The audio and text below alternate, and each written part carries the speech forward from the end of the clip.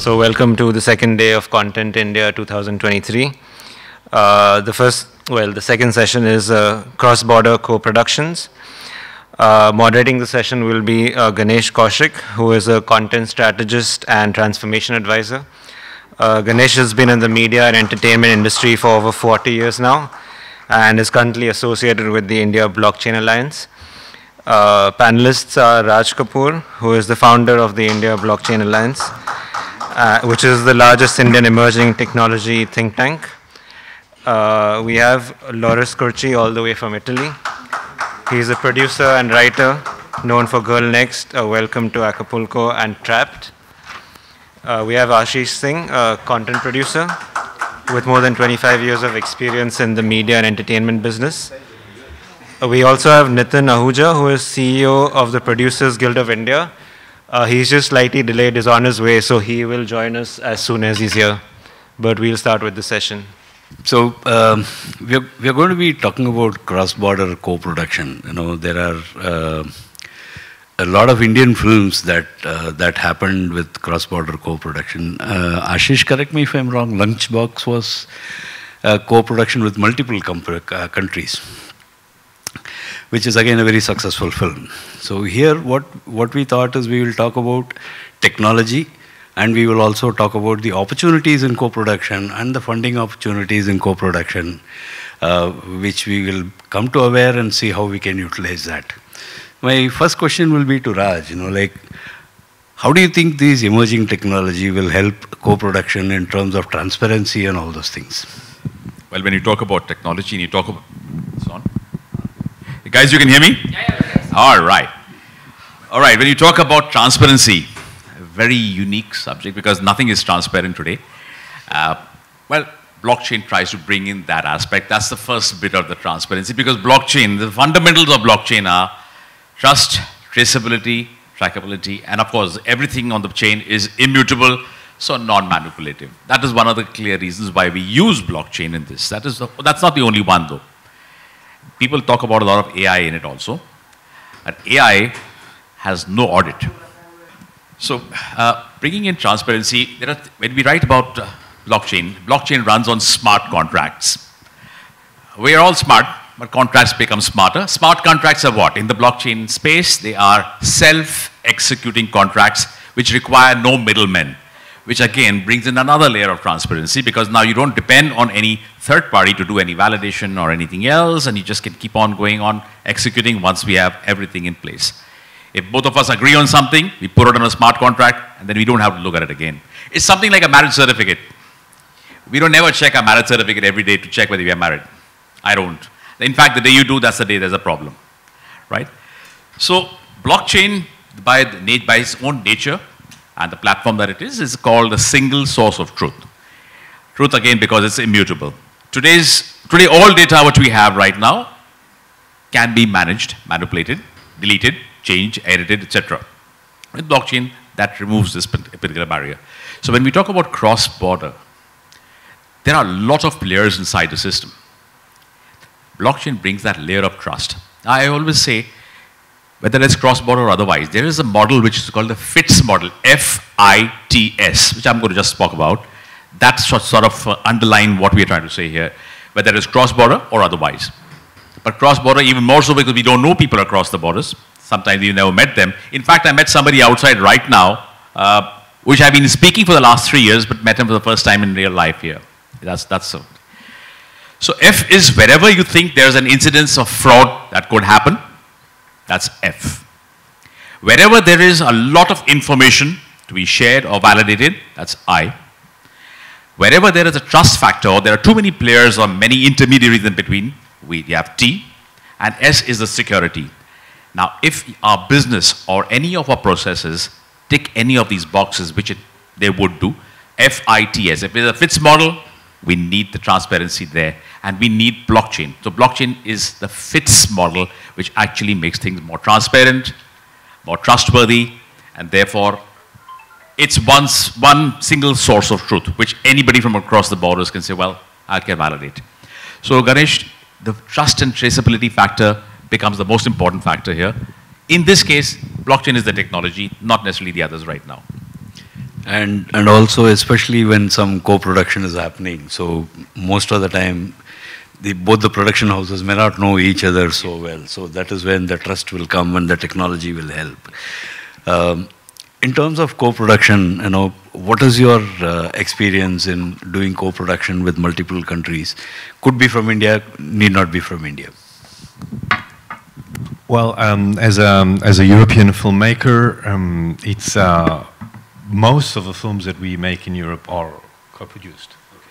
We also have what we call the European Co-Production Treaty, which basically allows all the countries of the European Union to use public financing. And but this mostly works for what we call festival movies or art movies. When you want to make a commercial film, a genre film, horror, thriller, action, comedy, then you have to look for a different kind, different sources, and that's when we approach the U.S. So. In recent times, I've been working mostly on American films because you can sell them better. It's easier to attach talent. When you attach talent, you can sell your film from whether it from Algeria to New Zealand. So the co-production in this case are mostly it's mostly about filming in countries that give you a tax credit or a cash rebate, and that in that case that country keeps the territory, gives their share with whether it's 30 to 40%, and the rest we finance through pre-sales or minimum guarantees from international sales agents. And usually the pre-sales or the minimum guarantees come with an actor. America has the same star system that you have in India. Maybe they have more names that are easier to sell, but in terms of normal co-production, and I was thinking because I'm in India now, and say between Italy and India, that would be particularly difficult for obvious reasons, because there's a culture clash, there's a cultural element that indie movies don't do particularly well in Italy, just like Italian movies don't do well here. So I was having this conversation with you earlier today. I think we should look at like a story that has global elements. Usually the culture clash element always works, like a man falling in love with an Indian woman, or the other way around. And putting like the element of fish out of water always works. Like putting a European in the middle of Mumbai and leaving him there, and see what happens. These stories always work. So I'm particularly interested in this kind of production because I know that it's easier to find financing if you can tell a story that works both here as in the US. Yeah, I mean, Ashish, I think the English-Winglish will be a classic example of what Lawrence is talking about. Do you think we have any success stories with the co-production? I know there are a couple of popular ones, as Zindagi Na Bhulai Gayi Dobara and all this kind of stuff. Can you... So clearly it depends on what kind of co-production are you looking at. Because there are various ways of doing co-production, right? One company could be funding it, the other could be producing it. The content could be created somewhere and the production could happen somewhere. There could be a distribution alliance between the two companies. There could be a financial alliance, and like he spoke about the incentives and the rebates that you could avail in a particular country if you did under the co-production model. And this happens a lot in UK actually. Most of the UK rebate that the Indian producers are getting is because they technically, legally show a co-production with a company in UK. Invariably, it's been misused by people using their own partners and friends in UK to do it. So technically, it's not the perfect way of doing a co-production. But to come to your question, Lunchbox is a classic example of a co-production that did really well for India and the entire model as such. It was made in a budget of about 22 crores, which at that point, if you convert the dollar, it was close to $3 million maybe, the cost of the film. And it went to do about 100 crores globally, out of which 75% of the business happened in the international markets and 25% happened in India, which was a huge business for that kind of a film, because initially when the film was made, nobody was willing to back it for a theatrical release in India. So if you've seen the film, it had the late Mr. Irfan Khan in the film. It was not a very classical, commercial Hindi film, so to say. It was very niche in the way it was presented, but the content was great, of course. The story was great, the characters were great, everything worked in the film. And there were very few people to back it. So when the co-production happened, the film was ready for distribution. There were no distributors, to be very honest. And then UTV came into play, Dharma Productions got together. There were a couple of other companies that came together to promote the film. NFDC was involved. And there were 5 or 6 producers actually on the film. The film released, and the results were exemplary. I mean, today we are talking about Lunchbox as an example, because a niche film did so much business in the international market, which was totally unexpected. It was an Indo-French co-production. It went on to do about 75 crores business in the international market, which was like around 10 million at that time. And the business was lesser in India, and more in the international market. So clearly, it was a content that was created through India and which had a global reach, which was a great win for India as a country. Similarly, we've had other examples of co-production, and one area where we could really be focused on, if we get it right, is a Indo-China co-production. I know the relations are not at the best right now, and hopefully they will get better with time. But clearly what Secret Superstar and Dangal showed in the past, they did more business in only China than it did the business in India and overseas. So China as a country itself contributed so much to these 2 films. And that's an example of how you can use co-production to kind of enhance your business possibilities. Why do we do co-production? It's very simple. There is money available everywhere. It's not that you don't have money. But when the synergies of 2 countries or 2 companies come together, it enhances the final top line. And that's the goal. So whether it's creatively, you get better creative stuff. From an execution point of view, you get a better film, because it could be an Indo-French co-production with a story based in India. You need an Indian partner to produce the film in India. So that's the reason why you could come here. Or you need the Indian distribution network to release the film. So there are various reasons of doing it. And just to cite a few examples, like Lunchbox, we had Gandhi ages back. We grew up seeing Gandhi, which was a Richard Attenborough film about an Indian leader, but it was an Indo-UK co-production. And that did wonderfully well. Salam Bombay, that's another example of a co-production. And there are so many other co-productions now. If you really use the term co-production, where you go to a country, get into a co-production to get the rebate. So sky's the limit if you get it right. Also, Slumdog Millionaire is also a co-production. I'm not too sure whether Slumdog Millionaire is technically a co-production, but it was produced in the US. And I don't think we had an Indian producer involved in that. Taking from whatever Ashish was talking about Lunchbox, like yesterday someone asked, is the hero bigger than the story, So we said, story is the hero. If the story is good, then the film is good. If the story is bad, however big hero you put, the film will not be good at all. So, Loris, to clarify, there is a film called English Winglish, where an Indian housewife goes to US, she doesn't know English, so she's been put in the streets of America, how she struggles and comes up and learns English and then starts surviving in the, that's a classic example of whatever you were telling about, an European coming into Bombay and then living here. Those kind of stories is one that you will be looking at. Yes, I think from a European standpoint, or let's say from a Western standpoint, I find it more interesting putting like a European or American person here rather than the other way around. Because let's face it, the Western world is really boring. Like, I mean, living there, we live a very ordinary life. We go to work and we watch television. We have families. What I'm finding really thrilling about being here is that the colors, the smells, the difference in the conversations that I've been having so far. I mean, I find them far more deep and interesting than the ones that I have at home. So I was thinking that I think that bringing, let's say, a dumb American fellow and leaving him here would create those elements that everybody in the world will appreciate, whether it's comedy or thrill, drama. And this is the kind of story that I think we should focus on today. So I don't know if this kind of story would work locally. Like, say, you bring in a famous American actor, say, Harrison Ford, and you make him play, the dumb American that comes here and comes here for a reason and then just gets lost. I don't know if that would work. I'm sure it would work in the US. And the reason is that Americans are very afraid of everything. You know, before you live, when you're in America and you have to travel anywhere, even to Rome or London, they always tell you have to be careful about this and that, and they give you a number of things that you must not do. So I was thinking, because of that, the Americans want to see these movies because it reminds them that they're safer at home. And this element, the fish out of water element, always works in this case. I guess there's a series called Santaram, which is a perfect example of what he's saying. I'm sorry? Netflix series called Santaram. Apple, it's on Apple Plus. Apple, It's an sorry, Apple.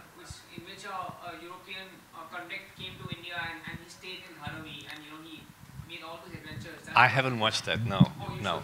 So it's a book, Shantaram. It's a very popular book. Okay. And it's based in Mumbai. The story is Okay. based in Mumbai. Okay, I'll And check it's that. now become an Apple Plus original. So based on the it's book. a TV series. Yes. Okay, I need to check it out. I'll, Yes. I'll send you the link. Oh, please do that, please. And also, Loris, like James Bond came here long back. Like he came to India and he was struggling. What film was that? Which one? Octopus. Oh, okay, okay. No, I don't remember that. No. So, Nitin, welcome. What kind of characteristics that we have as a country where the other co-production from outside should look at India seriously?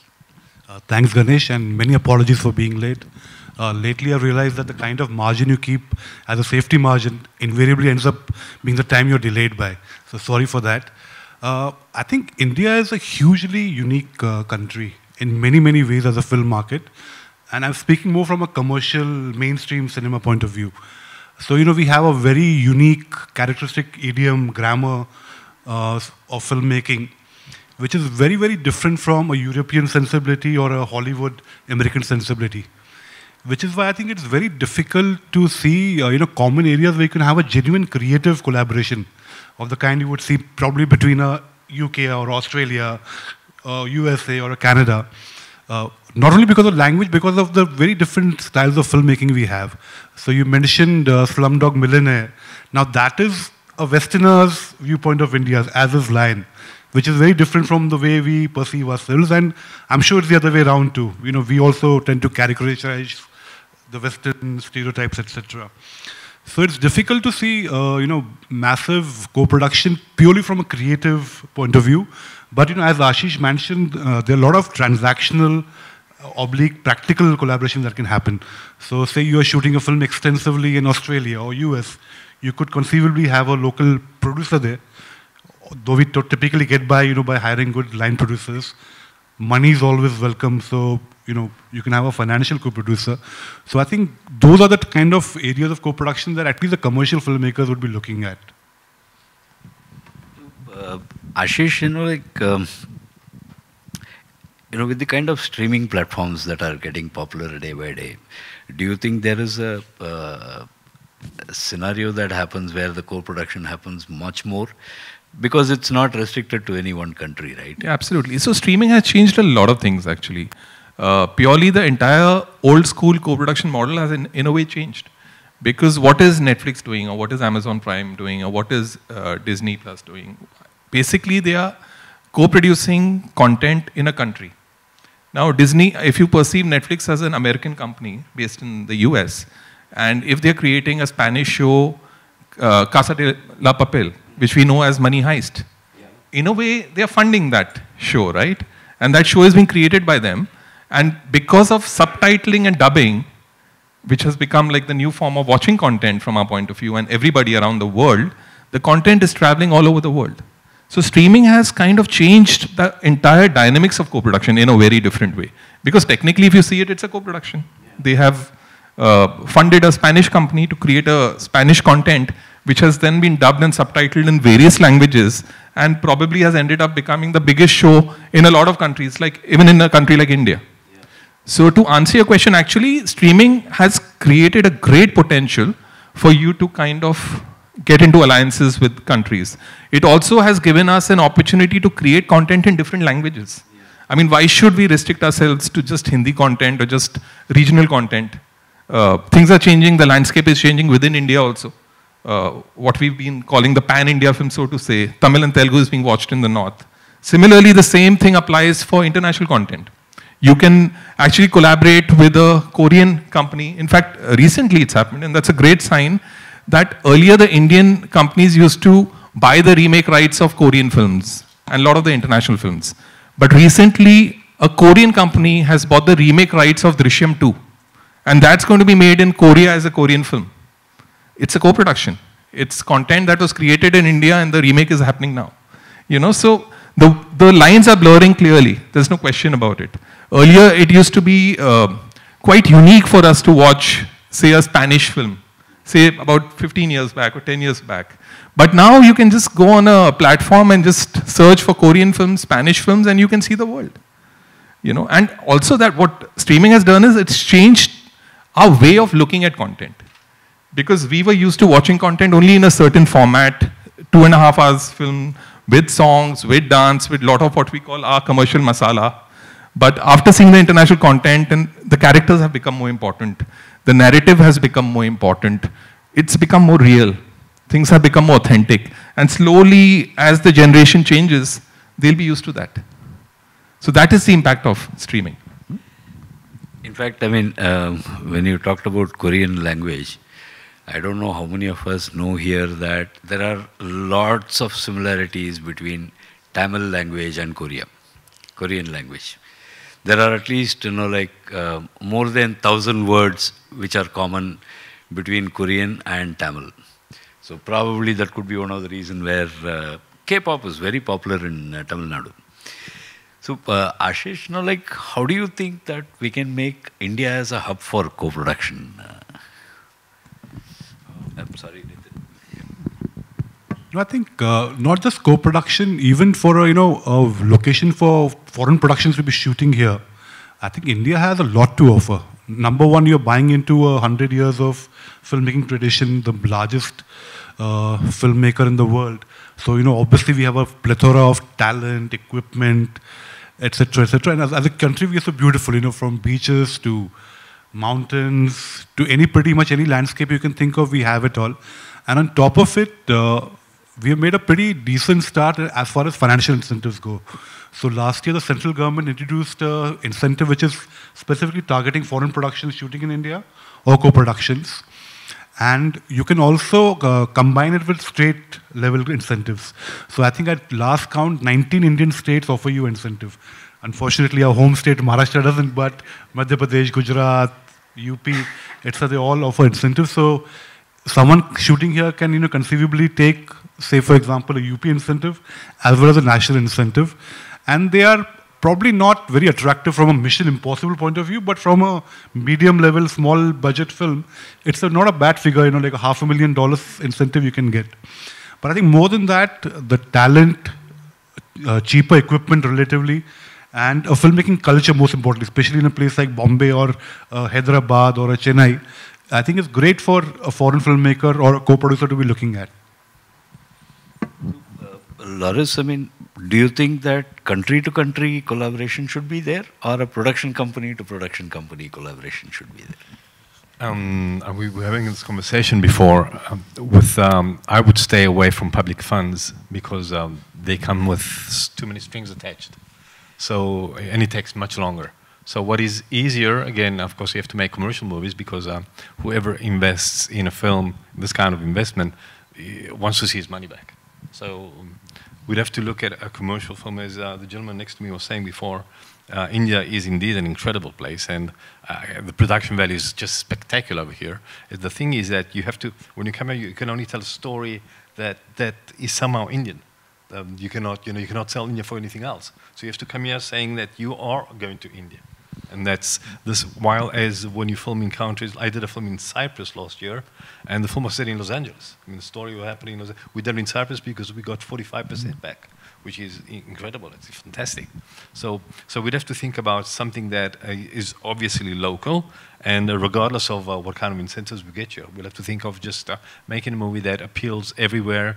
And I think it's doable, again, if you're able to attach talent, whether local or foreign. But once you attach talent, then I actually think that it's much easier to tell a story about Mumbai rather than New York, because you see it all the time. Raj, back to the technology. How do you think metaverse can help the filmmaking or the film industry? Yeah, I'll give you this real example of what we're doing actually. In Goa, for example, right now, I'm working along with a documentary filmmaker who's actually creating the entire history of Goa. It's in collaboration with the government by using characters, voices, uniform, everything generated by AI. That's the first part. And the entire movie is of the Goan freedom struggle. This is also a cross-border, by the way. The Portuguese government is supporting in creating that. So all the characters are AI. There is no human being in the entire thing. And this entire documentary is going into a metaverse called the Cineverse. The Cineverse is going to be a collection of documentaries and movies where, I mean, whether they are government-backed or otherwise, and I've seen that is a classic example of cross-border co-production. Really, because there are 4 countries involved. There's Portugal, there's India, there's technology coming in from China, and the distribution rights first have been taken, as I said, by Korea, by the way, and Japan. Surprisingly, I'm wondering why these countries are there, but now I started getting more sensitive towards that. Wow.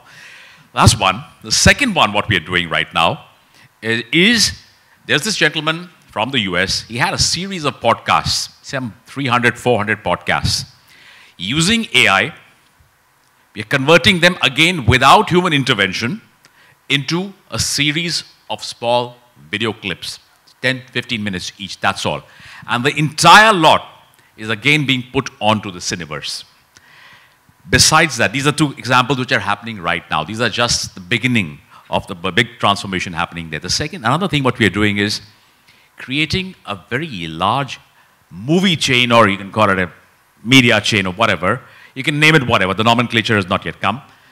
But that's a place where there will be a metaverse which will map the entire world, and now production houses can actually look at the right location, check out the right weather mapping, when can they shoot, what's the best time of day, night, when is twilight, etc., etc., etc. All that is mapped and locked onto the metaverse. And all simulations are done on the metaverse before the actual shoot can take place, probably saving them a lot of money, time, effort, and we can even simulate a lot of background dancers, etc., etc. So there's a lot of things happening there. Right now, we are at the ground floor of this revolution. It's very nascent, and a lot of people are still resisting. But the future, I'm not saying it's just the metaverse, it's a combination of these emerging technologies. Where blockchain plays a part is the copyrights, the registrations, the copyrights, the dialogue rights, the currency rights, the payments, royalties, all that comes in. Actually, when we look at things, when we combine these technologies, I don't just say you make a metaverse, I think you make a betterverse. That's what I was always say. The previous metaverse is dead. That was useless. A lot of riff-raff and a lot of people just pushing AR, VR as metaverse. That's not metaverse. That's good experience, yes. But now, bringing in all these technologies, and as I said, the AR, VR stuff, along with AI, and then they're creating NFTs out of all these, also having monetization opportunities. In fact, one of these movies got funded entirely by selling the entire NFT range. So the next production is actually funded by these NFTs. And that's actually cross-border because I think people from 57 countries bought into those NFTs and the idea. So I think we're moving in the right direction from a tech perspective anyways. I mean, also I remember some of the crowdfunding happened using blockchain, NFTs and tokenization and all those things. So we are willing to take some questions if there is any.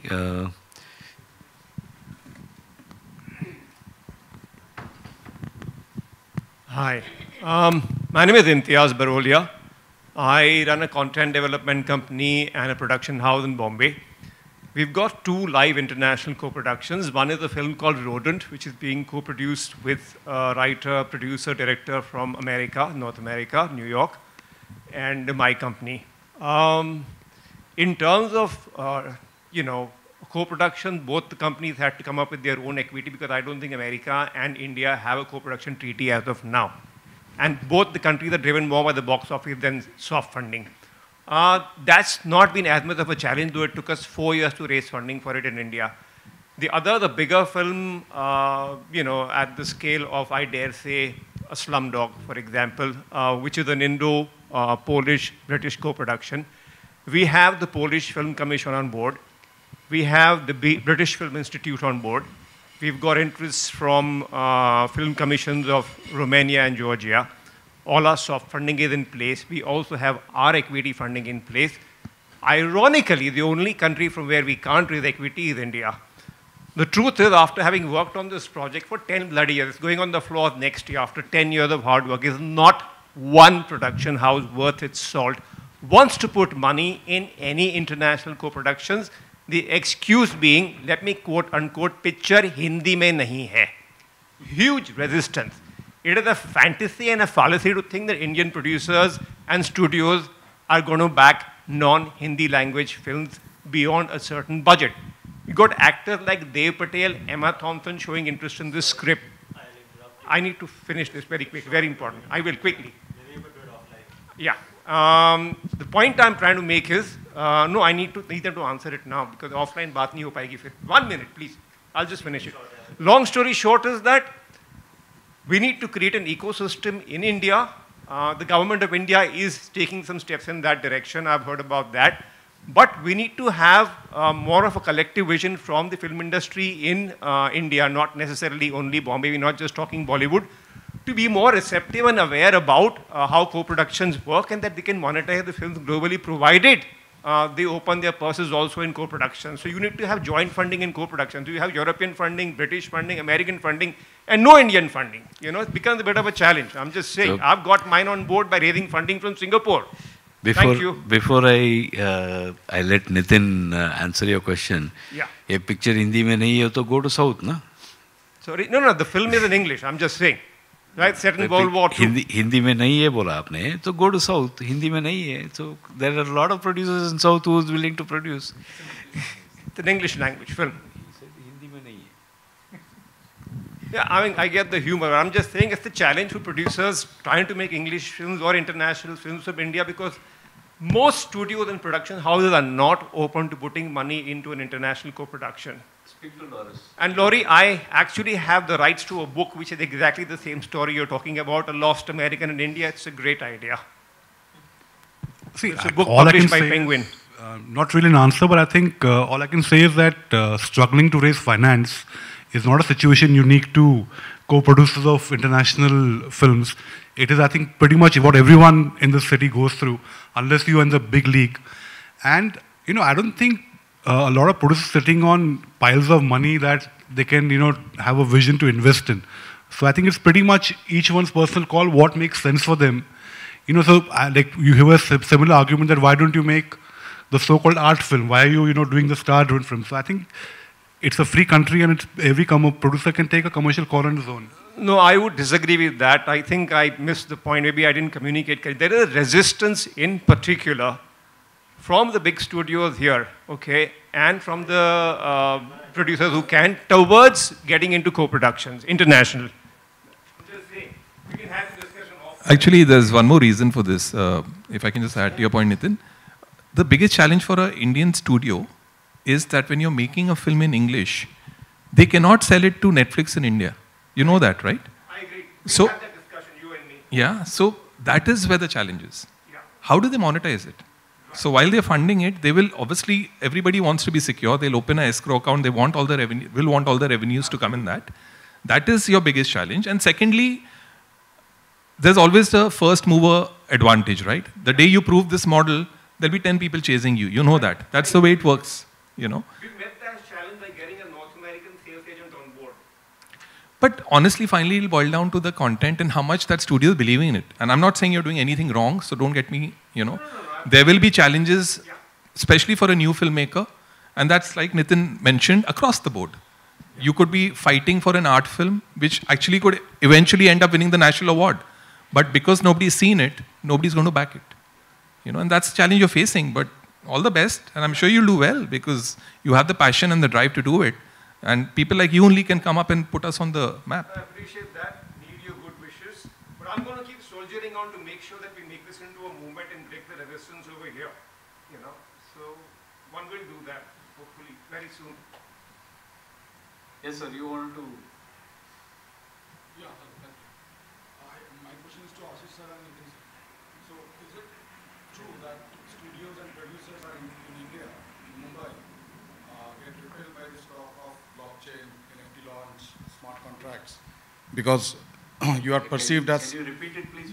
Is it true, sir, Nitin sir and Ashish sir, that studios and producers in India get repelled by the talk of blockchain, smart contracts, and NFT launch? If we talk about that, we are going to launch an NFT series of this content where people can collaborate, form a DAO. So people perceive here that you do not know this business and you are a newcomer. And it's better to shut up about the crypto and Web3 content here and go with the whatever the traditional funding route is here. So what do you think about this? So I'll quickly answer that. There is definitely a lack of total awareness and knowledge about these emerging fields, but there's definitely a recognition that these are very, very important areas that you need to understand and get into, which is why I think I can share with you that, in fact, we've, as a Producers Guild of India, we are entering into MOU with the Blockchain Association of India, so that our members can benefit from the knowledge and developments that take place over here. So we don't know much yet, but hopefully with Raji and his team, we will know much more soon. Yeah, can I say something? So we are launching India's first content tokenization platform, and I think the way the market has evolved is changing. NFTs, if you're giving NFTs just for a digital collectible, obviously that value is no longer there, right? So you have to understand that if you want to raise funding through NFTs or tokens, what value are you giving to the NFT holder? So that is where the trick lies, right? So we can talk offline after that. Thank you.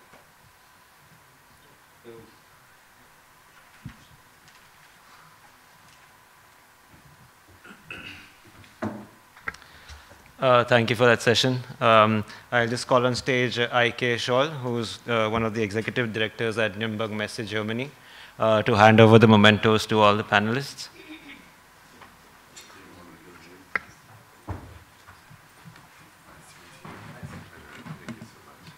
Thanks again. Good to see you guys. I think we will sit here.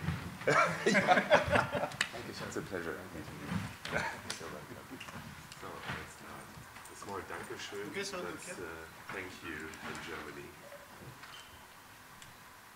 Thank you. Thank you so much. Thank you so much. Yeah.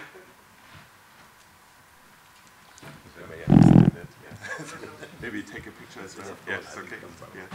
Perfect. Good to have you here. Thank you so much. Yeah. Thank you so much. Yeah. Thanks for your support. It's really a pleasure. It's good. So there's more to come. Thank you so much. Yeah, it's highly interesting.